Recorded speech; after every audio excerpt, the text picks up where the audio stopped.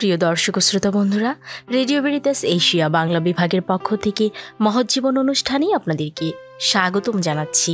আজ আমরা জানব সাধ্বী জোসেফিনা বাকিতা, যার পর্বদিন আমরা পালন করে থাকি ৮ ফেব্রুয়ারি।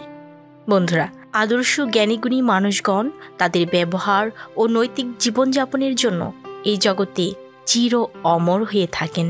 ঠিক তেমনিভাবে 1869 খ্রিস্টাব্দে আফ্রিকার সুদান দেশে জোসেফিনা জন্মগ্রহণ করেন। তার পিতা ছিলেন সমাজের একজন নেতা। সেই সময়ে দাস প্রথার একটা প্রচলন ছিল। দুর্ভাগ্য কারণবশত 9 বছর বয়সের কোনো একটা সময়ে আরবীয় বণিকগণ জোসেফিনাকে অপহরণ করেন। কৃতদাসী হিসেবে যারা তাকে বন্দী করেন, সে দাস ব্যবসায়ীরা তাকে তখন নাম দেন বাখিতা, যার অর্থ সৌভাগ্যবতী। তার এই নামদানের কারণ হলো তিনি পরপর 4 বার বিভিন্ন দাস ব্যবসায়ীদের কাছে বিক্রি হয়েছিলেন। অনেক নির্যাতনের শিকার হয়ে আতঙ্কে তিনি তার নামটি পর্যন্ত ভুলে গেলেন। অবশেষে যে মালিকটি তাকে কিনে নিয়েছিলেন, তিনি একজন ইতালিয়ান রাজদূত। কোনো এক কারণে সুদান থেকে সে রাজদূতকে ইতালি চলে যেতে বাধ্য করে।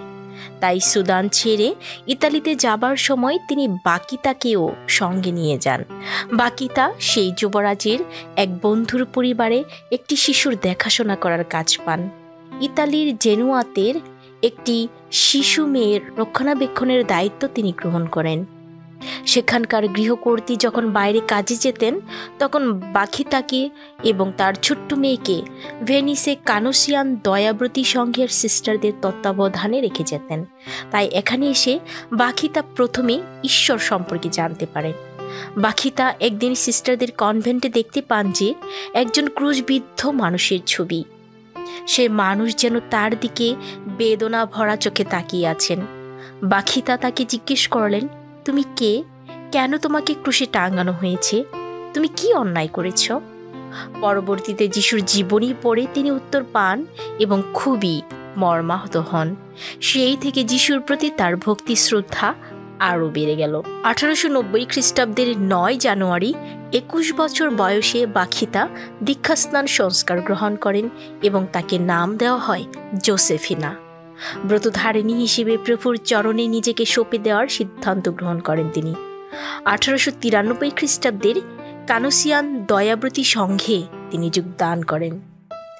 বাখিতা 1947 খ্রিস্টাব্দের 8 ফেব্রুয়ারি কানোসিয়ান কনভেন্টে মৃত্যুবরণ করেন। 2002 খ্রিস্টাব্দে অক্টোবর মাসের 1 তারিখে সাধু পিতরের মহামন্দিরে পোপ দ্বিতীয় জন পল কর্তৃক তিনি সাধ্বী শ্রেণীভুক্ত হন। এতক্ষণ আমাদের সাথে থাকার জন্য আপনাদেরকে অসংখ্য ধন্যবাদ জানাচ্ছি।